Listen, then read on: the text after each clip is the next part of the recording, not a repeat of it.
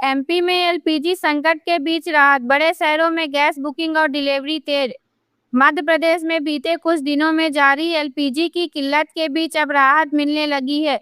Oil marketing कंपनियों ने commercial gas सिलेंडरों की आपूर्ति दोबारा शुरू कर दी है, जिससे होटल, रेस्टोरेंट, ढाबों और अन्य कारोबारियों को बड़ी राहत मिली है। वहीं राज्य के खाद्य एवं नागरिक आपूर्ति विभाग के अधिकारियों के मुताबिक हालात पर नजर रखने के लिए मंत्रिमंडलीय समिति लगातार निगरानी कर रही है। 10वीं 12वीं बोर्ड परीक्षा पर अपडेट, कॉपियों का 70% मूल्यांकन पूरा, जल्द आ सकते हैं नतीजे। मध्य प्रदेश बोर्ड परीक्षा को लेकर बड़ी अपडेट सामने आई है। 10वीं और 12वीं कक्षा का रिजल्ट 14 अप्रैल तक जारी होने की संभावना है। जानकारी के अनुसार दोनों कक्षाओं की करीब 70% उत्तर पुस्तिकाओं का मूल्यांकन पूरा हो चुका है। बताया जा रहा है कि अप्रैल के पहले सप्ताह तक रिजल्ट तैयार कर लिया जाएगा। वहीं बोर्ड परीक्षा की कॉपियों की जांच के लिए लगभग 18,000 शिक्षकों की ड्यूटी लगाई गई थी। सागर में भीषण आग, 10 एकड़ फसल खाक, बचाव में किसानों के हाथ पैर झुलसे। सागर जिले में जैसी नगर कृषि उपज मंडी के पास अचानक लगी आग ने कुछ देर में विकराल रूप ले लिया, जहां तेज हवा के चलते लपटें तेजी से फैली और करीब 4 किसानों की लगभग 10 एकड़ में खड़ी गेहूं और चना की फसल जलकर राख हो गई। आग की चपेट में आने से खेतों में सिंचाई के लिए रखे पाइप भी पूरी तरह नष्ट हो गए। वहीं आग बुझाने की कोशिश में जुटे कुछ किसानों के हाथ पैर भी झुलस गए। पेंशन के लिए बड़ा बदलाव, 1 अप्रैल से जिला पेंशन कार्यालय बंद।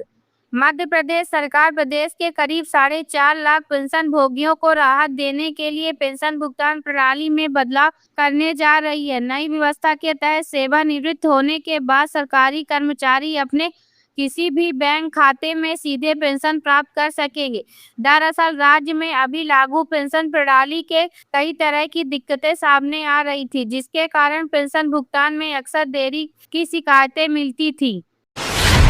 देवास मंडी में गेहूं के दाम को लेकर किसानों का विरोध, एमएसपी से कम कीमत पर नाराजगी। देवास की कृषि उपज मंडी में गेहूं के कम दाम और भुगतान व्यवस्था को लेकर किसानों ने नाराजगी जताई और हंगामा कर दिया। किसानों का कहना है कि मंडी में गेहूं की बोली समर्थन मूल्य से काफी कम लगाई जा रही है। उनका आरोप है कि अच्छी गुणवत्ता वाले गेहूं को भी व्यापारी करीब 2200 रुपए प्रति क्विंटल तक खरीद रहे हैं, जबकि सरकार ने गेहूं का समर्थन मूल्य 2625 रुपए प्रति क्विंटल तय किया हुआ है। एलपीजी कालाबाजारी पर एमपी सरकार की बड़ी कार्रवाई, 1357 सिलेंडर जब्त।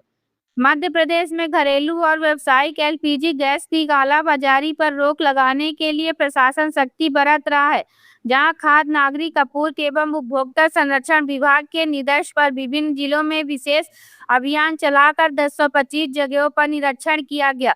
बता दें कि जांच के दौरान 1357 गैस सिलेंडर जब्त किए गए। इसमें 8 मामलों में एफआईआर दर्ज की गई। सीएम मोहन यादव ने पीएम मोदी से की मुलाकात, एमपी की योजनाओं पर हुई चर्चा।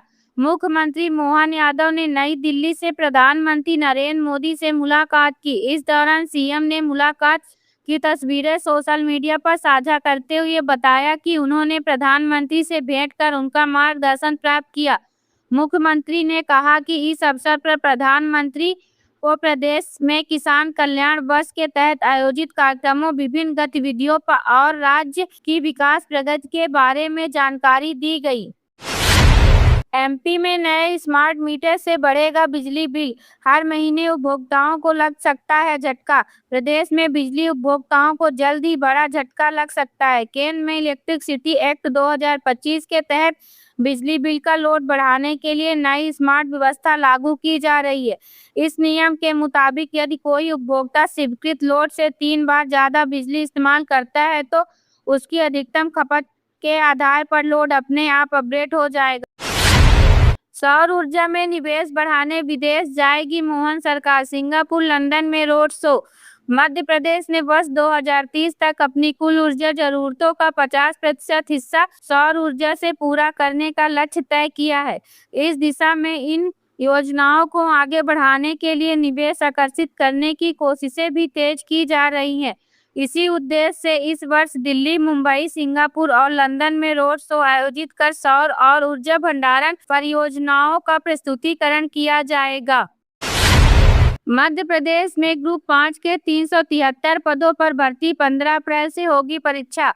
मध्य प्रदेश कर्मचारी चयन मंडल ने स्वास्थ्य विभाग के अंतर्गत स्टाफ नर्स, पैरामेडिकल और अन्य समकक्ष पदों के लिए ग्रुप 5 संयुक्त भर्ती परीक्षा 2026 की प्रक्रिया शुरू कर दी है, जहां इस भर्ती के माध्यम से राज्य के विभिन्न सरकारी मेडिकल कॉलेजों, अस्पतालों और विभागीय संस्थानों में कुल 373 खाली पदों पर नियुक्तियां की जाएंगी। बता दें कि इसके लिए ऑनलाइन आवेदन की प्रक्रिया 16 मार्च से शुरू हो चुकी है।